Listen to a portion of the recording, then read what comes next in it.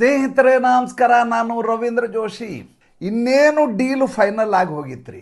Actor Vijay AIADMK ಭಾರತೀಯ ಜನತಾ ಪಾರ್ಟಿಯ NDA ಮೈತ್ರಿಕೂಟವನ್ನು ಸೇರಿಕೊಳ್ಳೋದು ಅನ್ನುವಂಥ ಕೊನೆಯ ಹಂತದ ಸಮಯ. ಇದ್ದಕ್ಕಿದ್ದ ಹಾಗೆ ಇವರದೇ ಪಕ್ಷದ ಒಬ್ಬ ಪ್ರಧಾನ ಕಾರ್ಯದರ್ಶಿ, ಆತನ ಹೆಸರು ಆದವ ಅರ್ಜುನ ಅಂತೇಳಿ. ಆದವ ಅರ್ಜುನ ಅನ್ನೋ ಉಪದ್ವ್ಯಾಪ ಮಾಡಿಬಿಟ್ಟ. ಉಪದ್ವ್ಯಾಪ ಮಾಡಿದ್ದು ಯಾವ ರೀತಿಯದಾದಂಥ ಹೊಡೆತವನ್ನು ಅಲ್ಲಿಯ ರಾಜಕೀಯ ವಲಯದಲ್ಲಿ ನೀಡ್ತು, ಯಾವ ರೀತಿಯ ಬಿರುಗಾಳಿ ಬೀಸ್ತು ಅಂದರೆ ಮೈತ್ರಿಯನ್ನು ಮಾಡ್ಕೋಬೇಕೋ ಮಾಡ್ಕೋಬಾರ್ದು ಅನ್ನುವ ಹಂತಕ್ಕೆ ಭಾರತೀಯ ಜನತಾ ಪಾರ್ಟಿಯು ಆಲೋಚನೆ ಮಾಡಲಿಕ್ಕೆ ಶುರು ಮಾಡ್ತು. AIADMKಯ ಪಳನಿಸ್ವಾಮಿ ಕೂಡ ಆಲೋಚನೆ ಮಾಡಲಿಕ್ಕೆ ಶುರು ಮಾಡಿದರು. ಅಷ್ಟೇ ಅಲ್ಲ, ಸ್ವತಃ ಅಣ್ಣಾಮಲೈ ಕೂಡ ಈ ಹೇಳಿಕೆಯನ್ನು ವಿರೋಧಿಸಿದರು. ಘಟನೆ ಏನು? ತಮಿಳುನಾಡಿಗೆ ಸಂಬಂಧಪಟ್ಟ ಹಾಗೆ ನಡೀತಾ ಇರುವಂಥ ವಿದ್ಯಮಾನ. ಏಪ್ರಿಲ್ 23ಕ್ಕೆ ಚುನಾವಣೆ, 6ನೇ ತಾರೀಕು ನಾಮಿನೇಷನ್ ಶುರುವಾಗುತ್ತೆ. ಕೊನೆಯ ಹಂತ. ಬೇರೆ ಎಲ್ಲ ರೀತಿಯ ಮೈತ್ರಿಕೂಟವನ್ನು ಭಾರತೀಯ ಜನತಾ ಪಾರ್ಟಿ AIADMK ಮಾಡ್ಕೊಂಡಿದ್ದಾವೆ. ಒಂದೇ ಒಂದು ಪಕ್ಷ ಉಳಿದಿದೆ, ಅದರ ಹೆಸರು ತಮಿಳಗ ವೆಟ್ರಿ ಕಳಗಂ ಅಂತೆ. ತಮಿಳಗ ವೆಟ್ರಿ ಕಳಗಂ ಅಂದರೆ ಈ ವಿಜಯ್ ಜೋಸೆಫ್ ಅಂತ ಆ್ಯಕ್ಟ್ರ್ ಇದಾನಲ್ಲ, ಆತನ ಪಕ್ಷ, ಹೊಸ ಪಕ್ಷ. ಅದು ಪಕ್ಷ ಶುರುವಾದ ದಿವಸದಿಂದ ಭಾಳ ದೊಡ್ಡ ಮಟ್ಟದ ವಿವಾದವನ್ನು ಸೃಷ್ಟಿ ಮಾಡ್ತಾ ಇರುವ ಪಕ್ಷ. ಈ ಪಕ್ಷಕ್ಕೆ ಒಂದು ಆಫರನ್ನು ಕೊಡ್ತಾರೆ AIADMK BJP ಮೂಲಕ. ಏನಂತ? ನಿನ್ನನ್ನು ಉಪಮುಖ್ಯಮಂತ್ರಿಯನ್ನಾಗಿ ಮಾಡ್ತೀವಿ ಅಧಿಕಾರಕ್ಕೆ ಬಂದದ್ದೇ ಆದರೆ, ವಿಜಯನನ್ನು. ಎರಡನೇದಾಗಿ ನಿನಗೆ 80 ಸೀಟ್ಗಳನ್ನು ಬಿಟ್ಕೊಡ್ತೀವಿ. ಒಟ್ಟಲ್ಲಿರೋದು 294 ಸೀಟ್ಗಳು. 80 ಸೀಟ್ಗಳನ್ನು ಬಿಟ್ಕೊಡ್ತೀವಿ. ಇಡೀ ಎಲೆಕ್ಷನ್ ಕ್ಯಾಂಪೇನನ್ನು ನಮ್ಮ ಪಕ್ಷಗಳೇ ನೋಡ್ಕೋತವೆ. ನಿನಗೆ ಯಾವುದೇ ರೀತಿಯದಾದಂಥ ರಾಜಕೀಯ ಒತ್ತಡವನ್ನು ಹೇರೋದಿಲ್ಲ. ರ್ಯಾಲಿಗಳಲ್ಲಿ ಬಂದು ಭಾಗವಹಿಸುವುದು, ನಿಮ್ಮ ಪಕ್ಷದ ಅಭ್ಯರ್ಥಿಗಳ ಪರವಾಗಿ ಪ್ರಚಾರ ಮಾಡುವುದು ಬಿಟ್ಟರೆ ಯಾವುದೇ ರೀತಿಯ ಜವಾಬ್ದಾರಿ ನಿನಗಿಲ್ಲ. ಮೇಲಿನಿಂದ ನರೇಂದ್ರ ಮೋದಿ, ಅಮಿತ್ ಶಾ ಅವರು ಇಡೀ ತಮಿಳುನಾಡು ಚುನಾವಣೆಯನ್ನು ಸವಾಲು ಅಂತ ತೆಗೆದುಕೊಂಡು ಹೋರಾಟಕ್ಕೆ ಸಜ್ಜಾಗಿ ಕೂತಿದ್ದಾರೆ. ಇಂಥದ್ದೊಂದು ಅವಕಾಶ ನಿನಗೆ ಸಿಗಲಿಕ್ಕೆ ಸಾಧ್ಯವಿಲ್ಲ. ಏಕೆಂದರೆ ನೀನು ರಾಜಕೀಯದಲ್ಲಿ ನುರಿತ ವ್ಯಕ್ತಿ ಅಲ್ಲ. ನೀನು ಅಭಿಮಾನಿ ಸಂಘಗಳೇ ಬೇರೆ, ರಾಜಕೀಯ ಪಕ್ಷದ ಸಂಘಟನೆಯೇ ಬೇರೆ, ಒಂದಕ್ಕೊಂದು ಸಂಬಂಧವೇ ಇಲ್ಲ. ಆದ್ದರಿಂದ ಈ ಆಫರನ್ನು ನೀನು ಒಪ್ಕೊಳ್ಳೋದಾದರೆ ತಕ್ಷಣದಲ್ಲಿ ನಾವು ಮೈತ್ರಿಯನ್ನು ಘೋಷಿಸ್ತೀವಿ ಅಂತ. ವಿಜಯ್ ಕೂಡ ಆಲೋಚನೆಯನ್ನು ಮಾಡ್ತಾರೆ. ವಿಜಯ್ ಆಲೋಚನೆಯನ್ನು ಮಾಡಿ, ಆಯಿತು ಹಾಗಾದರೆ ಈ ಮೈತ್ರಿಯನ್ನು ಮಾಡ್ಕೊಂಡ್ಬಿಟ್ರೆ ತನಗೆ ಯಾವುದೇ ರೀತಿಯ ಜವಾಬ್ದಾರಿ ಇರೋದಿಲ್ಲ ಅನ್ನುವಂಥ ಒಂದು ಸಮಾಧಾನ. ಯಾಕಂದರೆ ಈ ಹಿಂದೆ ಆದಂಥ ಕಾಲು ತುಳಿದ ಪ್ರಕರಣ ನಿಮ್ಗೆ ಗೊತ್ತು. CBI ಎನ್ಕ್ವೈರಿಗೆ ದಿಲ್ಲಿಗೆ ಅಡ್ಡಾಡಿದ್ದು ಗೊತ್ತು. ಇನ್ನಿಲ್ಲದ ಹಾಗೆ ವಿವಾದಗಳನ್ನು ನೋಡಿ ಜರ್ಜರಿತ ಆಗಿರೋ ವ್ಯಕ್ತಿ, ಸಿನಿಮಾ ಬಿಡುಗಡೆಗೆ ಸಮಸ್ಯೆ, ಮತ್ತೆ ಯಾಕೆ ತಾಪತ್ರಕ್ಕೆ ಸಿಲುಕಿ ಹಾಕಿಕೊಂಡು ಒದ್ದಾಡಬೇಕು ಅಂತ ಆತ ಒಂದು ಹಂತದಲ್ಲಿ ಮನಸ್ಸು ಮಾಡಬೇಕು. ಆತನ ಅಭಿಮಾನಿಗಳು ಆತನಿಗೆ ಬೇರೆ ರೀತಿಯಾಗಿ ಆತನಿಗೆ ಪ್ರಚೋದನೆಯನ್ನು ನೀಡ್ತಾರೆ. ವಿಜಯ್ಗೆ ನಿಮಗೆ ಇಡೀ ರಾಜ್ಯದಲ್ಲಿ ಇನ್ನಿಲ್ಲದ ಹಾಗೆ ಜನಪ್ರಿಯತೆ ಇದೆ.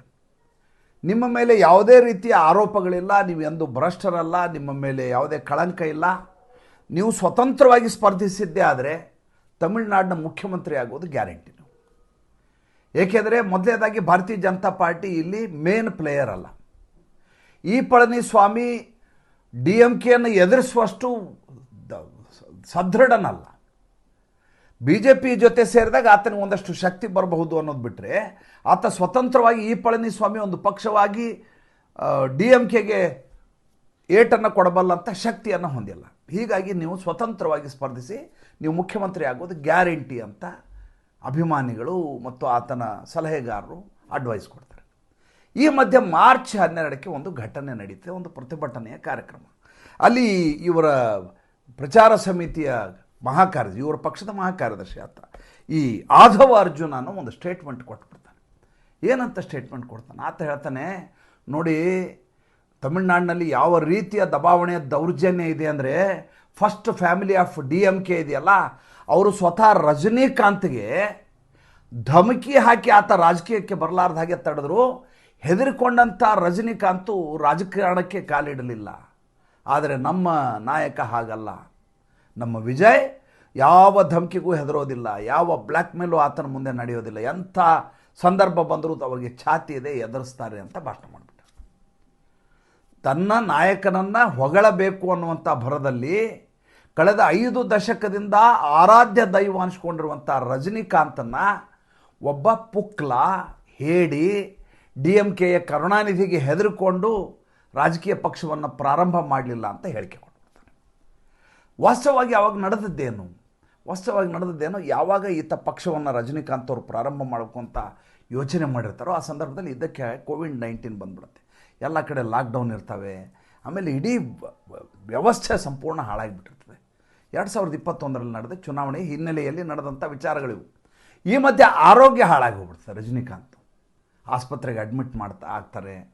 ಇನ್ನಿಲ್ಲದ ತಾಪತ್ರೆಗಳು ಶುರು ಆಗ್ತವೆ. ಆವಾಗ ಅವರು ಆಲೋಚನೆ ಮಾಡ್ತಾರೆ. ಆಮೇಲೆ ಅವರ ಸಲಹೆಗಾರರು ಹೇಳ್ತಾರೆ, ನೋಡಿ ರಜನಿಕಾಂತ್ ಅವರೇ, ನಿಮಗೆ ಮೊದಲನೇದಾಗಿ ಕೇವಲ ಒಂದು ಪಕ್ಷದ ಅಭಿಮಾನಿಗಳಿಲ್ಲ.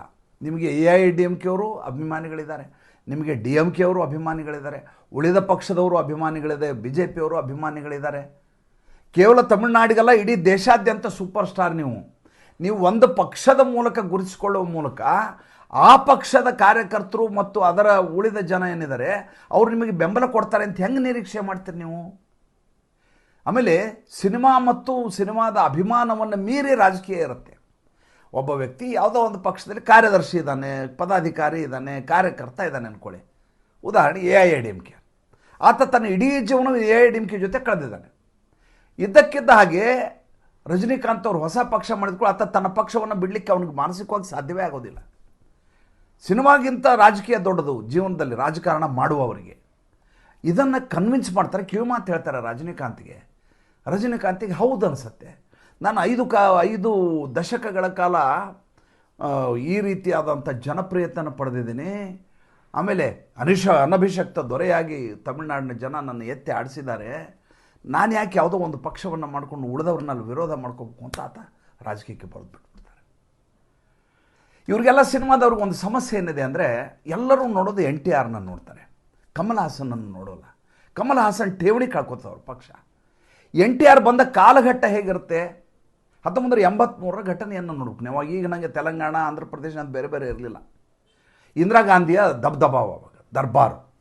ಇಂದಿರಾ ಗಾಂಧಿ ಯಾವ ರೀತಿ ಅಂದರೆ, ಆಕೆ ಫ್ಲೈಟಿಂದ ಕೆಳಗಿಳಿತಾರೆ, ಕಾಂಗ್ರೆಸ್ಸಿನ ಎಲ್ಲ ಶಾಸಕರು ಸಾಲಾಗಿ ನಿಂತಿರ್ತಾರೆ. ಈಕೆ ಅವ್ರ ಎದುರಿಗೆ ಪರೇಡ್ ಮಾಡ್ತಾರೆ, ಇವರೆಲ್ಲ MLAಗಳು ನಿಂತಿರ್ತಾರೆ. ಈಕೆ ನಡ್ಕೊಂಡು ಹೋಗ್ತಾರೆ. ಒಬ್ಬ ನೋಡ್ತಾರೆ, ಯು ಅಂತ ಹಿಂಗೆ ಕೈ ಮಾಡ್ತಾರೆ. ವಾಟ್ಸ್ ಯುವರ್ ನೇಮ್ ಅಂತ. Anjaiah. You are the chief minister of Andhra Pradesh ಅಂತ. ವ್ಯಕ್ತಿಯೇ ಹೆಸರೇ ಗೊತ್ತಿಲ್ಲ. ಆತನ ಹೆಸರನ್ನು ಕೇಳಿದ ಮೇಲೆ ನೀನೇ ಈ ರಾಜ್ಯದ ಮುಖ್ಯಮಂತ್ರಿ ಅಂತ. ಅಂದರೆ ಶರ್ಟನ್ನು ನಾವು ಬದಲಿಸುವ ಹಾಗೆ ಮುಖ್ಯಮಂತ್ರಿಯನ್ನು ಬದಲಿಸುವಂಥ ಕಾಲಘಟ್ಟ ಈ ದೇಶದಲ್ಲಿತ್ತು, ಆಂಧ್ರ ಪ್ರದೇಶದಲ್ಲಿ ನಡೀತಾ ಇತ್ತು. ಆ ಸಂದರ್ಭದಲ್ಲಿ ಆಂಧ್ರ ಪ್ರದೇಶದ ಜನರ ಅಭಿಮಾನವನ್ನು ಕೆಣಕಿದ ವ್ಯಕ್ತಿ, ನಿಮ್ಮ ಸ್ವಾಭಿಮಾನ ಇಲ್ವಾ ನಿಮಗೆ ಅಂತ ಕೇಳಿದಂಥ ವ್ಯಕ್ತಿ NTR ಅಂದರೆ ಶ್ರೀರಾಮಚಂದ್ರ ಅಂತ ಭಾವಿಸ್ತಾ ಇದ್ರು. NTR ಅಂದರೆ ಶ್ರೀಕೃಷ್ಣ ಅಂತ ಇದ್ರು. ಆತನನ್ನು ಪೌರಾಣಿಕ ಸಿನಿಮಾಗಳಲ್ಲಿಯೇ ನೋಡಿ ಆತನ ಆರಾಧ್ಯ ದೈವ ಆದಂಥ ಆತ ತಮ್ಮ ಆರಾಧ್ಯ ದೈವ ತಮ್ಮ ಪಾಲಿನ ದೇವರು ಅಂತ ಅಲ್ಲಿಯ ಜನ ಭಾವಿಸ್ತಾ ಇದ್ರು ಆಂಧ್ರ ಪ್ರದೇಶದಲ್ಲಿ. ಆಂಧ್ರ ಪ್ರದೇಶದ ಸಿನಿಮಾ ಹುಚ್ಚನ್ನು ನೋಡಿಬಿಟ್ರೆ ನೀವು ನಿಮ್ಮ ಜೀವನದಲ್ಲಿ ಬೇರೆ ಎಲ್ಲಿಯೂ ಈ ರೀತಿ ಇರೋದನ್ನು ನೀವು ಕಲ್ಪಿಸಲಿಕ್ಕೂ ಸಾಧ್ಯ ಆಗಿತ್ತು. ನಾನು ಸ್ವತಃ ನೋಡಿ ಬಂದವನು. ಆ ಗಡಿಸಿ ಮೇಲೆ ಬಳ್ಳಾರಿಯಲ್ಲಿ ಓದ್ತಾ ಇರುವ ಸಂದರ್ಭದಲ್ಲಿ ಬೊಬ್ಬಿಲಿ ಪುಲಿ ಇನ್ನು ಇತ್ತಿರೋ ಸಿನಿಮಾಗಳು ಬಂದರೆ, ನಾಗೇಶ್ವರ ರಾವ್, NTR ಇವರು ಸಿನಿಮಾಗಳು ಬಂದರೆ ಜನ ಹೊಡೆದಾಟ ಆಗಿ ಸತ್ತು 10 ಜನ ಸಾವು. ಒಂದು ಕಾಲು ತುಳಿತಕ್ಕೆ ಇವತ್ತು ಎಂಥ CBI ಎನ್ಕ್ವೈರಿ ಅಂತೀರಿ. ಅವು ಪ್ರತಿ ದಿವಸ ಅದೇ ನಡೀತಾ ಇದ್ದದ್ದು. ನಟರಾಜು ಉಮ್ಮ ಟಾಕೀಸ್ ಬಳ್ಳಾರಿನಲ್ಲಿ. ಅಂಥ ಕಾಲಘಟ್ಟದಲ್ಲಿ ಆತ ರಾಜಕೀಯಕ್ಕೆ ಬಂದರು. ತೆಲುಗು ಅಸ್ಮಿತೆಯನ್ನು ಎದುರಿಗೆ ತಂದರು. ತೆಲುಗು ದೇಶಂ ಅಂದರು. ಕ್ಲಿಕ್ ಆಗಿಬಿಟ್ರು. ಹಾಗೆ ಮಾಡಿದ ಎಷ್ಟು ಜನ ಯಶಸ್ವಿಯಾಗಿದ್ದಾರೆ? ಆಮೇಲೆ ಸಿನಿಮಾದ ಅಭಿಮಾನ ರಾಜಕೀಯದಲ್ಲಿ ಕರ್ಕೊಂಡೋಗಿ ಮೇಲೆ ನಿಲ್ಲಿಸತ್ತೆ ಅನ್ನುವಂಥ ಯಾವ ಗ್ಯಾರಂಟಿ? ಆದರೆ ಇವರೆಲ್ಲ ನೋಡಿದ್ರೆ NTRನ್ನು ನೋಡ್ತಾರೆ. NTR ಹೇಗೆ ಬಂದರು? ಅದೇ ತೆಲುಗು ಆಂಧ್ರ ಪ್ರದೇಶದಲ್ಲಿ ಚಿರಂಜೀವಿ ಕೂಡ ಪಕ್ಷವನ್ನು ಪ್ರಾರಂಭ ಮಾಡಿದೆ. ಏನಾಯಿತು? ಹೋಗಿ ಕಾಂಗ್ರೆಸ್ ಜೊತೆ ಸೇರ್ಕೋಬೇಕಾದ ಅನಿವಾರ್ಯತೆ ಬಂತು. ಪವನ್ ಕಲ್ಯಾಣ್ ಪಕ್ಷವನ್ನು ಮಾಡಿ ಎಷ್ಟು ಒದ್ದಾಡಿದ್ರು, ಈಗ ಉಪಮುಖ್ಯಮಂತ್ರಿ ಆಗಿದ್ದಾರೆ. ಅಂದರೆ ಯಶಸ್ಸು ರಾಜಕಾರಣದಲ್ಲಿ ಅಷ್ಟು ಸುಲಭವಾಗಿ ಬರೋದಲ್ಲ. ಆದರೆ ತಲಪತಿ ವಿಜಯ್ ಇದಾರಲ್ಲ, ತಲಪತಿ ಅಂತ ಕರೆಯೋದವ್ರಿಗೆ, ದಳಪತಿ ಅಂತ ತಲಪತಿ ಅಂತಾರೆ. ವಿಜಯ್ಗೆ ಈ ರೀತಿಯಾದಂಥ ಒಂದು ಭ್ರಮೆ ಇದೆ. ಏನಂತಂದ್ರೆ, ನಾನು ಬಂದುಬಿಟ್ರೆ ಇಡೀ ತಮಿಳುನಾಡು ಜನ ನಾ ಹೇಳ್ದಾಗ ಕೇಳ್ತಾರೆ, ನನ್ನ ಮುಂದೆ ಯಾರೂ ಇಲ್ಲ. ಆಮೇಲೆ DMK ಬಗ್ಗೆ ಇನ್ನಿಲ್ಲದ ಹಾಗೆ ಆಡಳಿತ ವಿರೋಧಿ ಅಲೆ ಇದೆ, ಭ್ರಷ್ಟಾಚಾರ ಆರೋಪ ಇದೆ. BJP ಯಾವ ಲೆಕ್ಕ, ಬರೀ ಹಿಂದುತ್ವದ ಬಗ್ಗೆ ಮಾತಾಡ್ತಾರೆ. AIADMK ಲೆಕ್ಕಕ್ಕೆ ಇಲ್ಲ, ಜಯಲಲಿತಾನೇ ಇಲ್ಲ. ಈ ರೀತಿಯಾದ ಕಲ್ಪನೆಯಲ್ಲಿದ್ದಾರೆ.